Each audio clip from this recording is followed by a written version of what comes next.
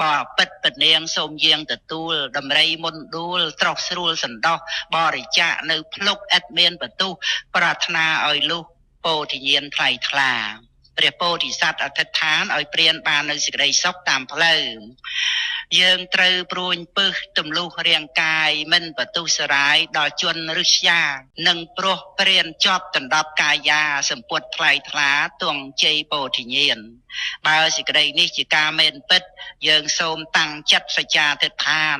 ក្នុងព្រៃដែលមានពេលមរឹកសាមានសូមកុំរំខានដល់ព្រានឡើយណាកាលដែលមហាសត្វជាពុទ្ធអង្គោលះភ្លុកទាំងគូបដូរយកសម្មាសម្ពោធិញ្ញាណមានរឿងសោកាដល់ពួកគុជសាមហាសភតទេព្រះពោធិសត្វពិតជាអស្ចារ្យភ្លុកមុននឹងមរណាត្រំទុក្ខវេទនាខន្តីមេត្តាតបនឹងវេរាព្រួញពឹសคล้ายជាមេលាថ្វាយព្រះជាប់ឆាត់តនជាដកសូមអនុមោទនា